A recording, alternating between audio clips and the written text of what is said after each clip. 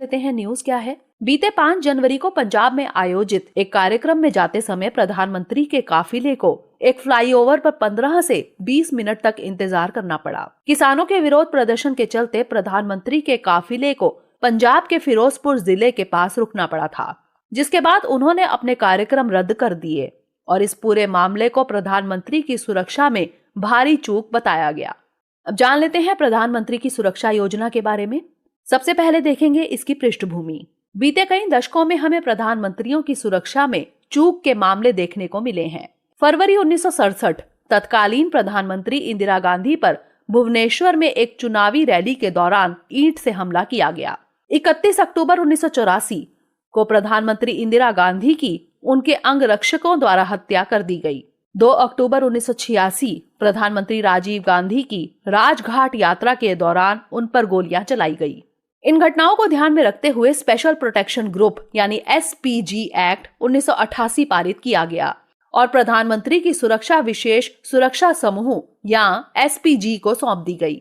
अब अगर प्रधानमंत्री की सुरक्षा योजना की बात करें तो प्रधानमंत्री की किसी भी यात्रा के दौरान उनकी सुरक्षा की एक व्यापक योजना बनाई जाती है, जिसमें केंद्रीय एजेंसियां और राज्य पुलिस बल दोनों शामिल होते हैं। इससे जुड़े व्यापक दिशा निर्देशों को एसपीजी के ब्लू बुक कहे जाने वाले दस्तावेज में निर्धारित किया गया है। प्रधानमंत्री के किसी भी नियोजित यात्रा से 3 दिन पहले एसपीजी एक अनिवार्य अग्रिम सुरक्षा संपर्क यानी एएसएल रखता है, जिसमें एसपीजी अधिकारी, इंटेलिजेंस ब्यूरो यानी आईबी के अधिकारी, राज्य पुलिस अधिकारी और संबंधित जिला मजिस्ट्रेट सहित कार्यक्रम की सुरक्षा से जुड़े सभी लोग शामिल होते हैं।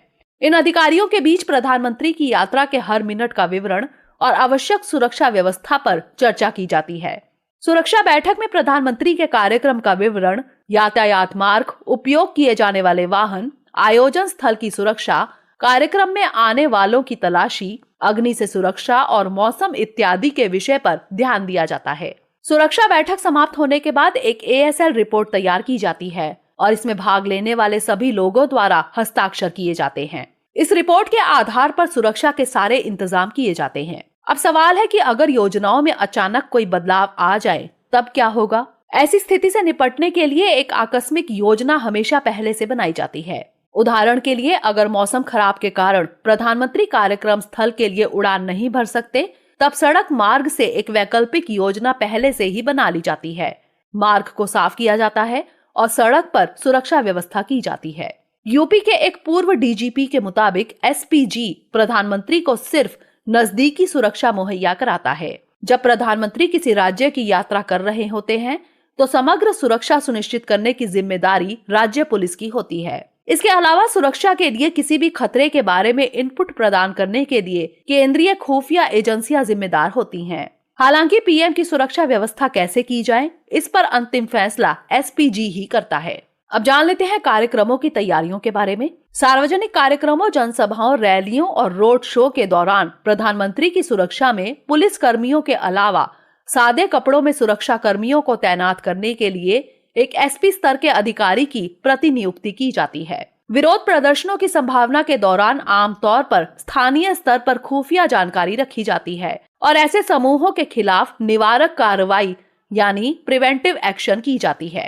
अगर कोई ऐसा योजनाबद्ध विरोध होता है जिसे रोका नहीं जा सकता है तो ऐसे मार्ग पर जाने से बचा जाता है। अब नजर डाल लेते हैं मामले की स्थिति पर।